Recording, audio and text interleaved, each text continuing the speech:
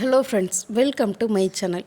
இன்றைக்கி இந்த வீடியோவில் வந்து எதை பற்றி பார்க்க போகிறோம் அப்படின்னா கலைஞரின் கனவு இல்லம் அப்படிங்கிற திட்டம் ஒன்று அறிமுகப்படுத்தியிருந்தாங்க. கலைஞரின் வீடு வழங்கும் திட்டம், அதில் ஒரு முக்கியமான அப்டேட் பற்றி தான் பார்க்க போகிறோம்.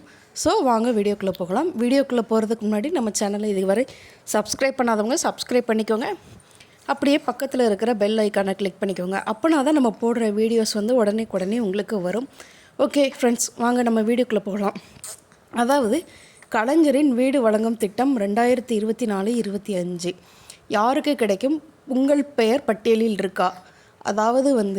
இப்போ நிதிநிலை அறிக்கை பட்ஜெட் தாக்கலில் கடந்த வாரம் என்ன சொல்லியிருந்தாங்க அப்படின்னா கலைஞரின் கனவு இல்லம் அப்படிங்கிற ஒரு திட்டத்தை லான்ச் பண்ணியிருந்தாங்க.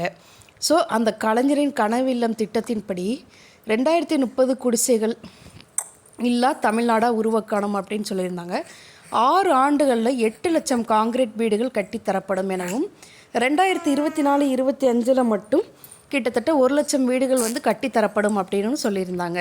ஒரு வீட்டுடைய மதிப்பு 3 லட்சம் அப்படின்னு அறிக்கை கொடுத்துருந்தாங்க. ஸோ யாருக்கெல்லாம் வீடு இல்லையோ அவங்க வீடு கட்டித்தரப்படும் எனவும், அவங்களுக்கு லேண்டே இல்லைனாலும் லேண்டு கொடுத்து அதில் வீடு கட்டி தரப்படும் அப்படின்லாம் சொல்லியிருந்தாங்க. இப்போ என்ன சொல்லியிருக்காங்க அப்படின்னா, இணையதளத்தில் நிறைய பேர் சொல்லியிருந்தாங்க, இந்த லிஸ்ட்டில் இருக்கிறவங்களுக்கு கண்டிப்பாக வீடு கட்டி தரப்படும் அப்படின்லாம் ஒரு லிஸ்ட் கொடுத்துருந்தாங்க. அது என்ன லிஸ்ட் அப்படின்னா, போர் பார்ட்டி லிஸ்ட், அதாவது ரேஷன் கார்டு அடிப்படையில் பிரிக்கப்பட்ட எண்ணிக்கை லிஸ்ட். ஆனால் அவங்களுக்கு தான் இந்த வீடு கட்டி தருவாங்களா அப்படின்னு கேட்டால் கிடையாதுங்க. அது அவங்களுக்கும் ஒரு சிலருக்குலாம் வீடு இருக்கும், ஒரு சிலருக்கு தான் வீடு இல்லாமல் இருப்பாங்க. ஸோ வீடு இல்லாதவங்களுக்கு தான் கட்டித்தரப்படும்னு சொல்லியிருக்காங்க. ஸோ அந்த லிஸ்ட்டில் உள்ளவங்களுக்கெல்லாம் வீடு கட்டி தருவாங்கன்னு கேட்டிங்க அப்படின்னா அது கிடையவே கிடையாது. இன்னும் நம்ம வீடு கட்டி கொடுக்கறதுக்கான எலிஜிபிலிட்டி க்ரைட்டீரியா நிர்ணயம் செய்யவில்லை. ஸோ நிர்ணயம் இதுதான் எலிஜிபிலிட்டி அப்படிங்கிற சொல்கிற பட்சத்தில் உங்களுக்கு கண்டிப்பாக நான் இன்ஃபார்ம் பண்ணுறேன்.